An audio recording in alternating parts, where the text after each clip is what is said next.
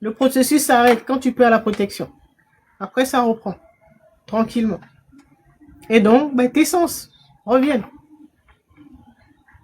Tu es capable de voir et d'entendre l'invisible. Alors qu'auparavant, ben, tu voyais que la 3D, là, le monde extérieur. En fonction de quoi? En fonction ben, de ce que racontent les médias. En fonction de ce que tes parents t'ont raconté. En fonction de ben, des gens qui ont de l'influence sur toi ben, t'ont raconté. Tu vas voir en fonction ben, de ce que ben, tes proches te racontent.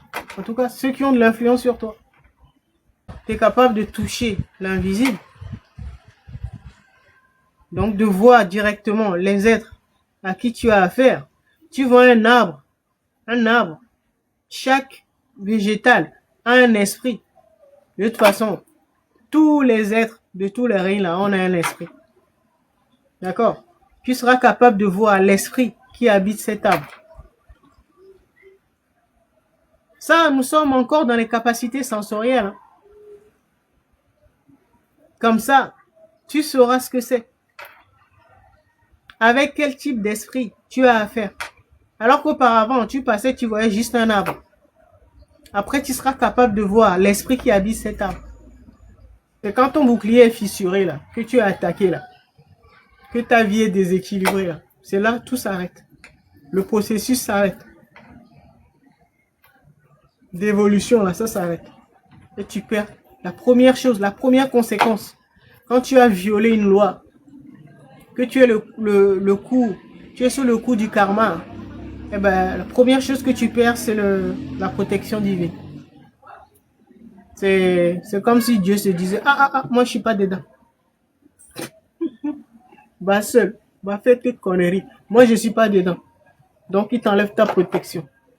Donc tu es livré aux sorciers. D'accord. Quand tu as réparé les choses, tu t'es remis bien là. Là, ok. Là, tu pourras encore dealer avec la divinité. Certains ont spolié tellement de gens. Ils sont accaparés de beaucoup de terrain, de terre, des autres. Ils faisaient leur malin. Ils se croyaient tout puissants. Aujourd'hui, ils sont tellement malades.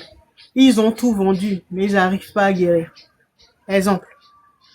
Ça, c'est le karma, ça. Et actuellement, on voit beaucoup.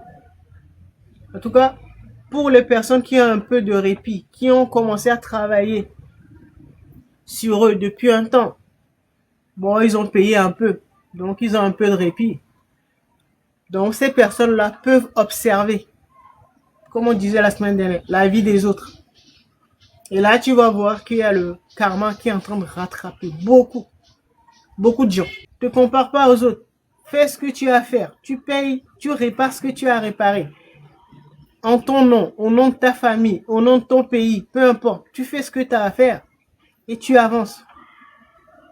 Si tu commences à regarder les autres, oh, l'autre est déjà en avance. Il a déjà acheté une maison. Il a déjà construit une maison. Il a déjà acheté une voiture. Il est déjà marié. Il a déjà 10 enfants. Si tu commences à te tu vas jamais y arriver. Tu vas tellement déprimer que tu vas vieillir avant l'âge.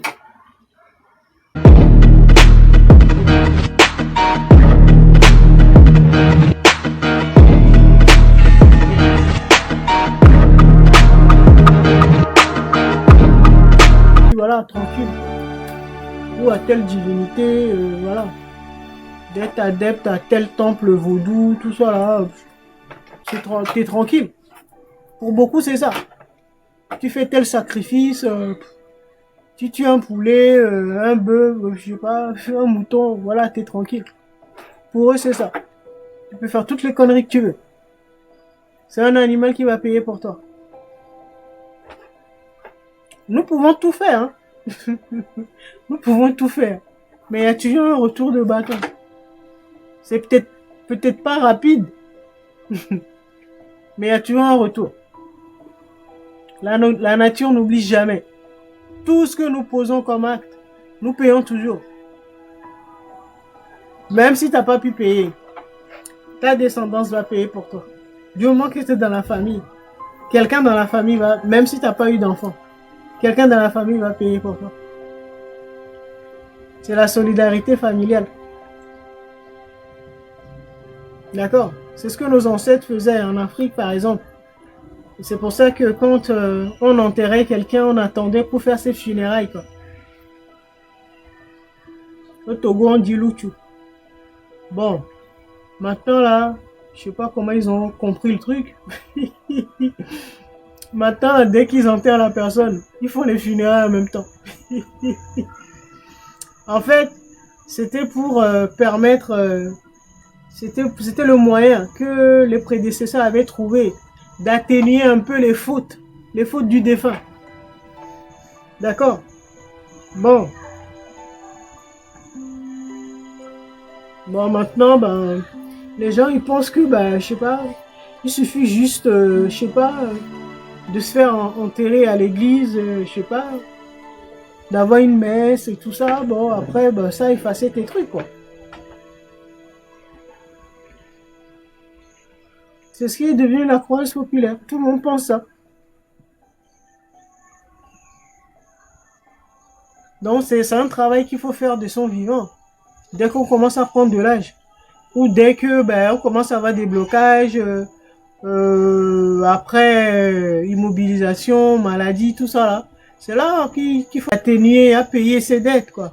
À reconnaître ouais, les erreurs qu'on a commises par le passé et puis commencer à les payer petit à petit. Ben, il y en a qui s'entêtent ou qui n'ont pas l'information, ben, ils partent. Et ben, la dette reste, ça alourdit le karma familial. Et donc, bah, il faut payer. Ça tombe sur bah, le leader spirituel, le volontaire, qui s'est incarné dans cette famille. Donc, c'est son boulot bah, d'aider à payer toutes ces dettes-là. Il y a eu plusieurs parents qui n'ont pas pu corriger leurs erreurs ou payer leurs dettes. Vous voyez le karma. Il y a certaines familles, c'est hyper lourd.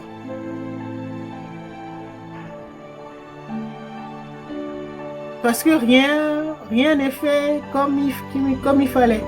Donc tous les jours, il y a une perdition d'informations. Les gens, ils font des choses, ils ne savent même pas pourquoi ils le font.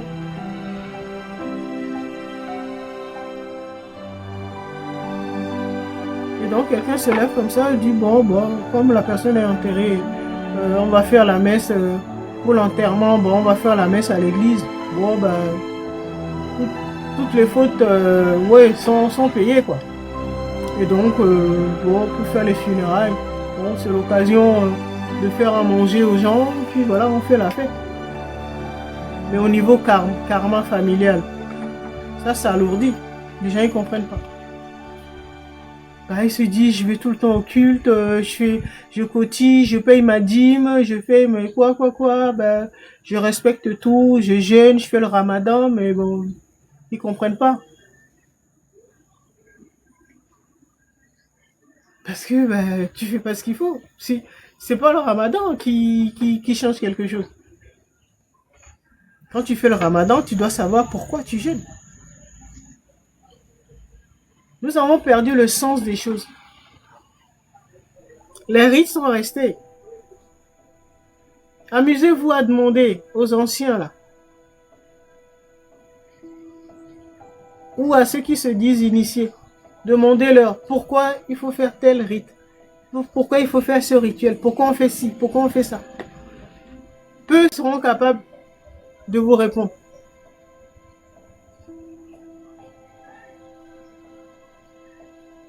On le fait ben, parce qu'il faut le faire. Eux-mêmes, ils n'ont pas l'explication. En tout cas, l'explication mathématique, c'est-à-dire l'explication scientifique. Pourquoi il faut faire ci, pourquoi il faut faire ça. Ils ne savent pas. Donc, beaucoup de superstitions. Et ben, les gens ben, pensent que ben, il suffit de, je sais pas, de cotiser, de jeûner, de faire ci, de faire ça, et voilà. Ta dette est effacée.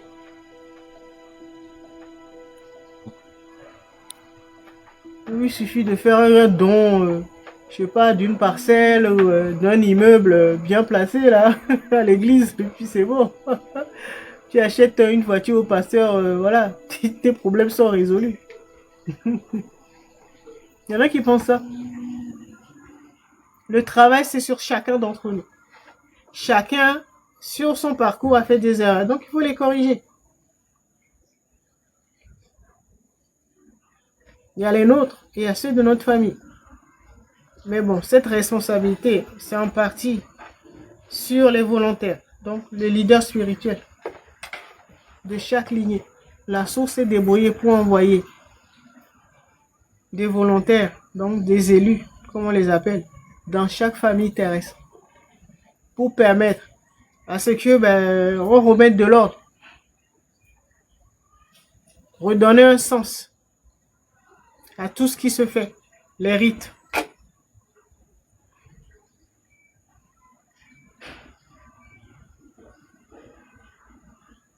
Tout ça là, c'est un rapport avec le bouclier de protection qui doit être fonctionnel et donc avec les dettes karmiques. Tout ça, c'est un rapport avec ça. Tant que vous n'aurez pas repris votre bouclier de protection, vos capacités qui sommeillent en vous ne pourront pas se déployer. Donc, quand tu fais une erreur, quand tu es méchant, quand tu mens, quand tu bousilles la vie de quelqu'un, quand tu voles quelqu'un, quand tu spolies quelqu'un, tu auras toujours le karma, retour de bâton. Ça veut dire que toi-même, là, le jour où tu poses l'acte, tu ne verras pas les conséquences tout de suite. Le jour où tu poses l'acte, ton bouclier de protection saute direct. Toi-même, tu ne le verras pas. Mais ça saute. Dieu n'est pas dans les coups foireux. Nous pouvons faire nos conneries. Mais quand ça commence là comme ça, là, ah Dieu, la divinité se retire. Ah non, non, non, moi je suis pas dedans. Tout de suite, ton bouclier de protection, ça saute. Comme ça, tu vas faire tes conneries. Bon, après quand tu as compris, quand tu t'es bien cogné la tête là, souvent, les gens ne comprennent pas. C'est vers la fin de leur vie là. Quand ils commencent, ils sont immobilisés, ils sont devenus malades, ils ont tout perdu. L'homme ou la femme pour qui ils ont volé, ils ont fait des trucs, la personne les a laissés. Tout ça là, c'est après que les gens reviennent, après ils jouent les victimes. Oui, bon, celui-là il a bousillé ma vie. Ils veulent pas reconnaître jamais leur erreur. Jamais. Ils ont rien fait. On a bousillé leur vie, tout ça là. On leur veut, voilà. On connaît tous la chanson maintenant. D'accord. Donc, j'espère pour vous que, en tout cas, ceux qui ont l'habitude, ils ont déjà commencé leur travail. En tout cas, pour les nouveaux, j'espère pour vous que vous ferez le nécessaire avant d'arriver, avant que le karma vous bloque, quoi, vous immobilise. Parce que ça compte toujours tout petit, hein. Vous allez commencer à avoir des petits blocages. Bon, vous allez débloquer, vous allez commettre encore d'autres karmas, d'autres erreurs. Voilà, vous allez tricher encore pour débloquer. Vous allez vous enfoncer dans la tricherie. Encore et encore et encore et encore. Après, ça va devenir tellement gros que, voilà, ça peut plus, quoi. D'accord? Après, ça va plus être des petits blocages. Ça va commencer par, voilà, faillite, je sais pas, divorce, bon,